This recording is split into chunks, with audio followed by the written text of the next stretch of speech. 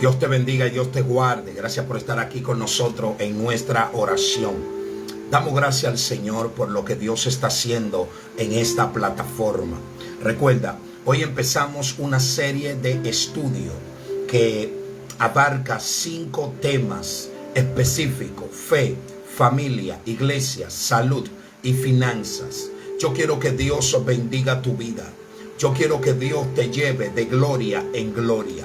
Yo quiero que Dios te ayude a crecer en el conocimiento de la palabra de Dios. Así que ahí donde tú estás, quiero que le des gracias al Señor. Dale gracias al Señor. Yo sé que hoy va a ser un día de bendición para ti. Hoy es un día donde Dios se va a mover, donde Dios se va a glorificar, donde Dios se va a manifestar de manera poderosa.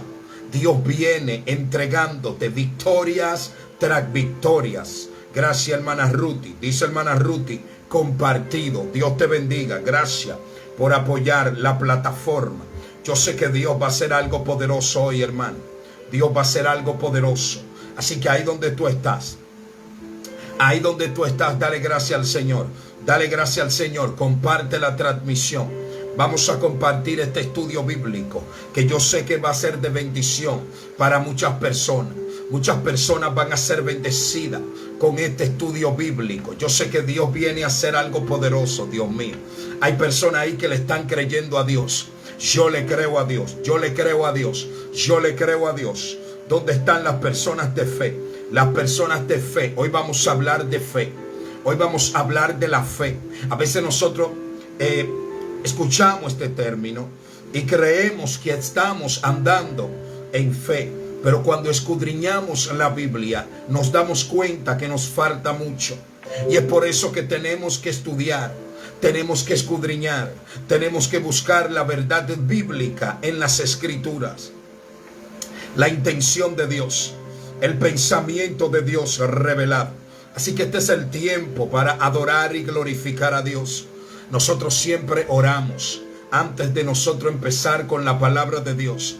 Siempre le damos gracias al Señor. Y no importa si tú estás afligido, si estás afligida, hoy es el día para creerle a Dios. Así que este es el tiempo de buscar de Dios. Recuerda, en esta semana vamos a estar tocando 5 temas: fe, familia, iglesia, salud y finanzas. Y el texto bíblico principal que vamos a trabajar es Hebreos capítulo 11 para el primer estudio, que habla de la fe. Habla de las personas que decidieron creerle a Dios. No era fácil para ellos. No era fácil por muchos factores. A nosotros se nos hace un poco más fácil porque nosotros somos templo del Espíritu Santo. Ellos no vivían con el Espíritu Santo dentro de ellos. No. El Espíritu Santo en el primer testamento o Antiguo Testamento, allá el Espíritu Santo venía y hacía una función, pero no vivía dentro. Yo quiero que tú entiendas esto. Cuando a ti te ungían como rey, eso nosotros lo vemos en Saúl y en David. En Saúl y en David. La Biblia dice que cuando ungieron a David, el Espíritu de Dios vino sobre David, pero el Espíritu se apartó de Saúl. A mí me llama mucho la atención cuando la Biblia dice que el Espíritu de Dios se apartó de Saúl. ¿Por qué me llama la atención? Porque en ningún momento yo vi a Saúl desarrollar una relación con el Espíritu de Dios. En pocas palabras, yo creo que Saúl nunca se dio cuenta que portaba al Espíritu de Dios. Saúl nunca se dio cuenta de ese acceso que él tenía. ¿Sabe por qué él no se dio cuenta de ese acceso que él tenía? Porque él estaba muy conectado con Samuel. ¿Qué es lo que Dios está diciendo? Él estaba muy conectado con Samuel. Saúl había desarrollado una relación con Samuel, pero no con el Espíritu de Dios. Así hay muchas personas. Hay muchas personas que todavía no saben lo que ellos portan. Hay muchas personas que todavía no saben lo que hay en su interior. Hay muchas personas que todavía no conocen al Espíritu de Dios que está ahí dentro de ellos. Y están contristándolo día tras día. Día tras día están contristando el Espíritu Santo de Dios. Hay algo poderoso que yo quiero que tú entiendas. Ay, lo que Dios está soltando ahora. Yo quiero que tú busques lápiz y papel ahí. Efesios capítulo 4. Efesios capítulo 4 voy a leer. Todavía no estoy en el estudio, pero quiero leerte esto relacionado al Espíritu de Dios, porque te estoy desglosando algo de manera introductoria para que pueda servir de base para empezar este estudio, que yo sé que te va a ayudar. Efesios capítulo 4 verso 30. Ve conmigo al libro de los Efesios, que te voy a soltar algo poderoso. Efesios capítulo 4 verso 30. Quiero que preste atención a esta parte. Dice la Biblia, en el nombre del Padre, del Hijo y del Espíritu Santo. Efesios capítulo 4 verso 30. Pero yo lo voy a leer desde el verso 29 para poder tener la idea completa. Escucha esto, dice: ninguna palabra corrompida salga de vuestra boca, sino la que sea buena para la necesaria edificación, a fin de dar gracia a los oyentes. Entonces dice, y no contristéis al Espíritu Santo de Dios. No contristéis al Espíritu Santo de Dios, con el cual fuiste sellado para el día de la redención. Con el cual fuiste sellado para el día de la redención. Eso lo dice Pablo en el capítulo 1 versículo 13, hablando del sello. Pero dice, quítese de vosotros toda amargura. Entonces la Biblia me está diciendo que cuando yo estoy en amargura, el Espíritu Santo está triste. Cuando yo estoy en amargura, el Espíritu Santo está triste. Esto es algo impresionante, lo que Dios está soltando ahora. Lo que Dios está soltando ahora es algo impresionante. Hay personas que están en amargura. Hay una revelación ahí de que el espíritu que está en ellos está contristado. Ay, Dios mío. Escucha esto. Cuando buscamos la palabra amargura, comenzamos a buscar sus sinónimos. Sus sinónimos: aflicción, sufrimiento, tristeza. Cuando estoy andando en todo esto, el Espíritu Santo está triste. Ahora, cuando buscamos el antónimo, lo contrario: alegría, Dios mío, gozo, placer. Cuando tú estás en gozo, las cosas es diferente. Por eso es que cuando se habla del fruto del Espíritu, habla de amor, gozo. ¿Sabe por qué? Porque este gozo al cual se está refiriendo el apóstol no es el gozo almático. Explícame eso. El gozo almático, el gozo que tiene que ver del alma. Por eso es que los creyentes almáticos no pueden tener una relación con el Espíritu de Dios. Saúl era un creyente almático. Era un creyente que dependía de profetas. Era un creyente que dependía de cómo Dios usaba al otro. El creyente que tiene una relación con Dios no depende de que le den una profecía. Depende de su relación y su vínculo con Dios. Yo quiero que tú comprendas lo que Dios te está soltando ahora. Escucha esto, por favor. Abre tus sentidos espirituales. Tenemos que entender. Dice, quítese de vosotros toda amargura, enojo, ira, gritería, Dios mío, y maledicencia y toda malicia. Mire todo lo que va a entristecer al Espíritu Santo. Lo que lo va a esa gente que tú lo ves enojado, esa gente que tú lo ves en un estado de ira, que tú lo ves con una gritería, hermano. Hay gente que desde que tú hablas con ellos de una vez te hablan de su problema, de una vez están gritando. Y está bien que tú grites un día, que tú grites 2 días, pero siempre viven gritando, llorando. Esa es una clara evidencia de que todavía no han aprendido a confiar en Dios. Eso contrista al Espíritu Santo. Esa postura, esa actitud es de una persona que no tiene fe. Dios mío.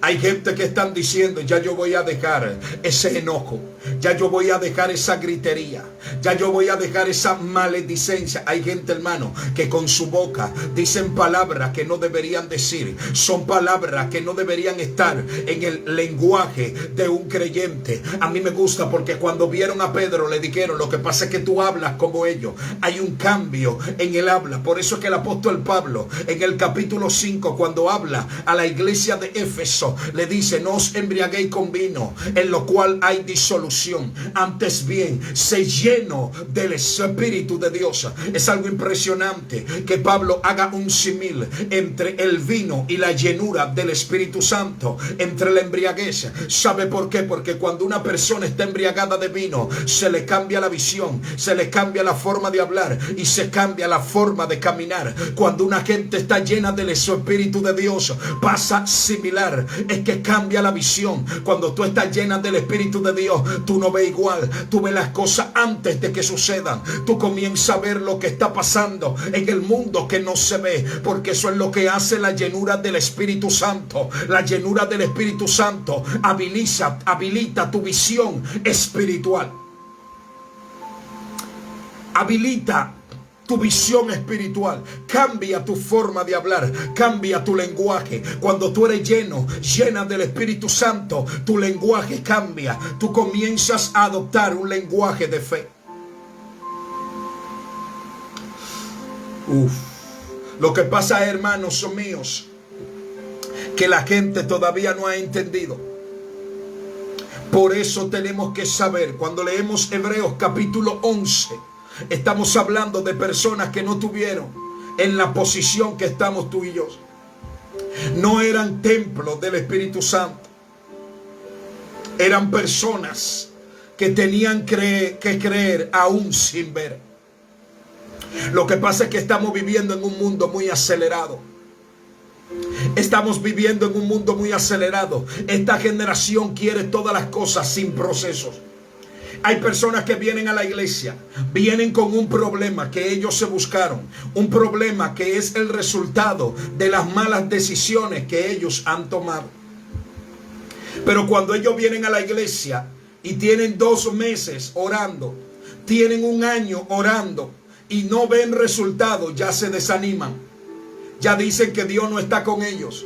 Ya dicen que Dios no lo quiere. Hermanos, mire. Usted tiene que aprender y tiene que conocer al Dios de los procesos.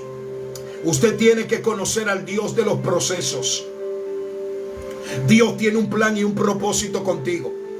Y ese propósito ha generado una serie de eventos que son necesarios para conectarte al destino profético que Dios ha elaborado para ti desde antes de la fundación del mundo.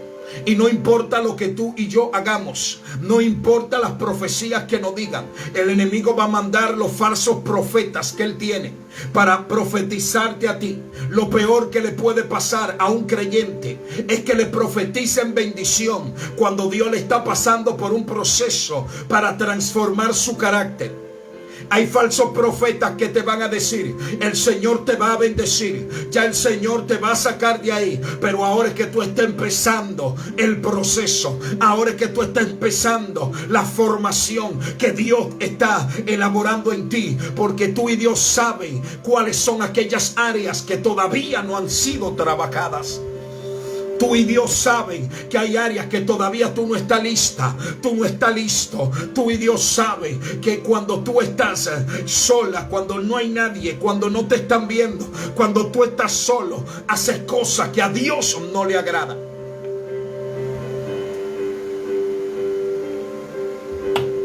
Escucha esto porque estamos en vivo, hermano. En vivo. Dice Lisbeth, Hebreo 11. Dios mío, el Señor se está glorificando ahí. El Señor se está glorificando. Dele libertad al Espíritu de Dios. Lo que el Señor está haciendo. Vaya conmigo a Hebreos capítulo 11. Ahora sí vamos a dar inicio a este estudio. Hebreos capítulo 11. Muévase conmigo, por favor.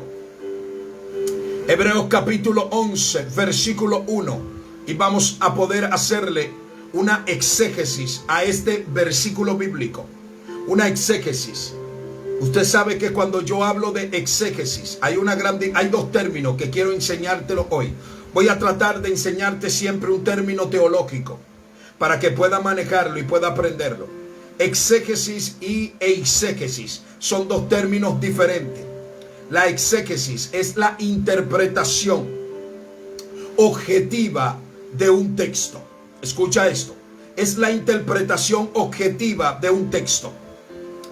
Eso es la exégesis. Ahora, la eisegesis es la interpretación subjetiva. Subjetiva. Esto se da en el nivel de revelación llamado remés. Quiero que entiendas eso, porque voy a comenzar a enseñarte algunos términos teológicos que quiero que tú manejes. Por ejemplo, a Hebreos capítulo 11 le vamos a hacer una pequeña exégesis ahora. Así que quiero que tú puedas entender esto. Vamos a utilizar el nivel de revelación llamado Peshat, que está enfocado en el género literario, en el contexto histórico y cultural del pasaje. Así que quiero que preste atención a todo lo que Dios te va a revelar a esta hora. Vaya tomando notas, por favor. Luego usted puede ver el video. Si usted ve que yo ando muy rápido, usted puede ahorita ver el video. Mire esto. Hebreos capítulo 11, verso 1. Hebreos capítulo 11. Pero quisiera hablar un poco de todo lo que tiene que ver con el libro de los Hebreos. Hay algunas interrogantes que tenemos que responder. La primera, ¿quién escribió a los Hebreos? Todavía es incierto, no se sabe. No se tiene seguridad. Algunas personas piensan que fue el apóstol Pablo, pero todavía no se tiene ningún tipo de certeza. Quiero que entiendas esa parte, por favor. ¿Cuándo fue escrito? Se piensa que esta carta fue escrita entre el 65 y 70 después de Cristo. Recuerde que el templo fue destruido en el 70. Quiere decir que fue un poco antes. Quiero que pueda entender todo esto. ¿A quién fue escrito? ¿A quién fue escrito este libro? Existen momentos en los que preferías no identificarte con Cristo debido a las presiones sociales y las persecuciones culturales. Entonces es posible que puedas entender más o menos el dilema que estos primeros creyentes judíos estaban enfrentando. Entonces fue escrito a los creyentes judíos. ¿De dónde fue escrito? Desde Italia, Roma. Quiero que entiendas esta parte, por favor. ¿Cuál es el trasfondo histórico del libro? ¿Cuál es el trasfondo histórico del libro? Esta carta fue escrita a un grupo de judíos cristianos, probablemente alrededor del año 64 después de Cristo. Estos cristianos que habían pasado por la persecución se estaban alejando de su fe y estaban cediendo a la tentación de volver al judaísmo. Quiero que entienda esto. ¿Qué método literario tiene este libro? ¿Qué género literario tiene este libro? Tratado de pacto. Tratado de pacto. Quiero que entiendas eso, porque es necesario tener esta introducción. Y hay más palabras que se van a encontrar. Hay más palabras. Por eso es que quiero que usted aprenda, porque necesitamos conocer. Si usted no le aplica Peshat a lo que usted lee, entonces usted no va a entender lo que Dios le quiere revelar. Tienes que comprender quién escribió, a quién fue escrito, los personajes. Tienes que entender esta parte. Este conocimiento es básico. Este conocimiento no es profundo. Así que quiero que tú lo puedas entender. Ahora sí, vamos a leer el texto bíblico. Después de esta breve introducción, vamos a leer el texto bíblico. Hebreos capítulo 11, verso 1. En esta ocasión voy a utilizar la traducción Reina Valera 60. Vamos a leer esta palabra de Dios. Dice la Biblia. Presta atención, abre tus sentidos espirituales para esto. En el nombre del Padre, del Hijo y del Espíritu Santo. Amén. Es pues la fe, la certeza de lo que se espera, la convicción de lo que no se ve. Quiero que entiendas eso. Dice, es pues la fe, la certeza de lo que se espera, la convicción de lo que no se ve. A mí me gusta mucho esto porque este versículo bíblico trata de enseñarnos en pocas palabras qué es la fe. Entonces, en este versículo bíblico encontramos que la fe tiene dos columnas fundamentales. La fe tiene dos columnas fundamentales. Y quiero que tú la entiendas esta mañana o este día para las personas que me van a ver en otro horario. Quiero que entiendas esta parte o que me están viendo en otro horario. Cuando la Biblia habla de certeza, te habla de seguridad. Te habla de seguridad. Quiero que entiendas esto.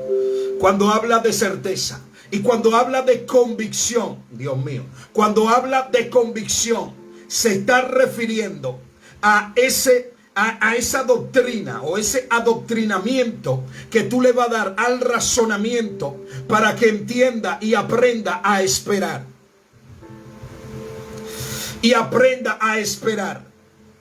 La certeza te va a dar seguridad. La convicción te va a ayudar a esperar. Dios mío. Lo que Dios está soltando a esta hora es demasiado poderoso. Así que ahí donde tú estás, adora a Dios. Ahí donde tú estás, adora al Eterno. Ahí donde tú estás, adora al Todopoderoso. Nosotros tenemos que comprender lo que Dios quiere enseñarnos y revelarnos a esta hora. Hay personas que todavía no han entendido que la fe es un regalo de Dios.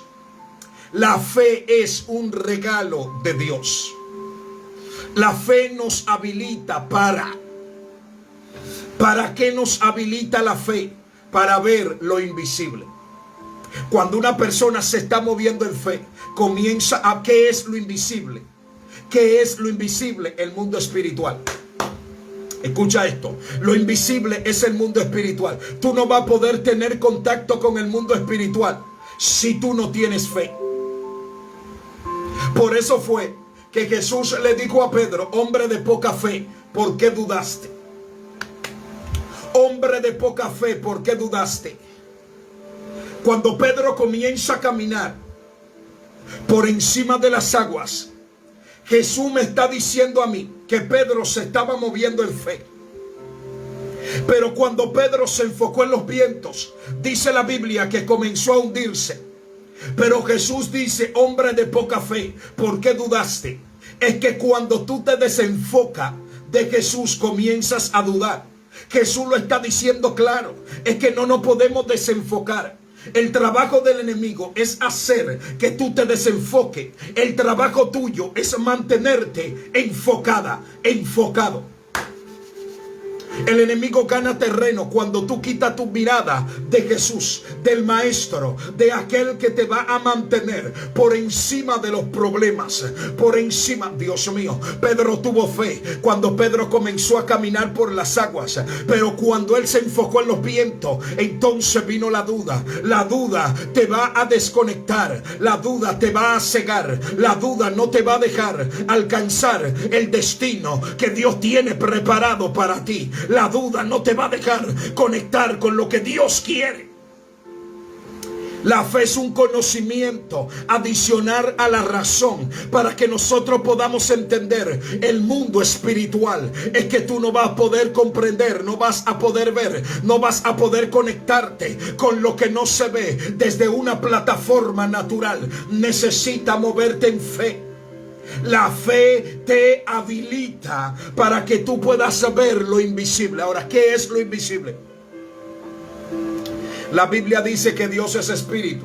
Por lo tanto, un ser humano en la plataforma natural no puede entrar en contacto con Dios.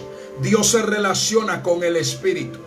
Por eso es que yo no entiendo muchas cosas que pasan. Yo no comprendo muchas cosas de personas, preste atención, personas que quieren darle conocimiento espiritual a personas naturales, personas en plataforma natural. Me voy a explicar para que no se malinterprete. Escuche esto. Hay personas que no creen. Hay personas que son incrédulas. Personas que están en plataforma de fe, en plataforma natural. La Biblia dice que el hombre natural no percibe las cosas que son del Espíritu, porque no la puede entender. Entonces, a veces hay personas espirituales que quieren enseñarle a personas naturales lo que está pasando en el terreno espiritual, pero ellos no te van a entender. Ellos no te quieren entender. Al contrario, ellos quieren hacerte saber a ti que tú estás mal, porque ellos no te entienden. Entonces, el conocimiento de ellos te recibe a ti como loco o como loca.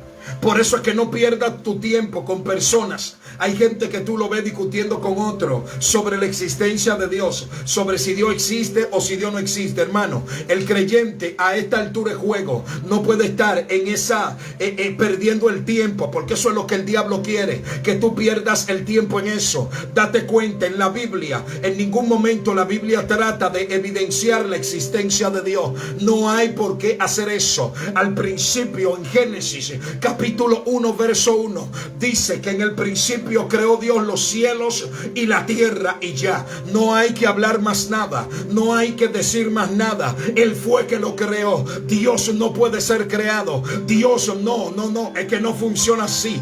No funciona en tratar de convencer a una gente de que crea o no crea. No se trata de eso. El que convence es el Espíritu Santo, y para que esto funcione, la gente tiene que dejar que el Espíritu Santo entre.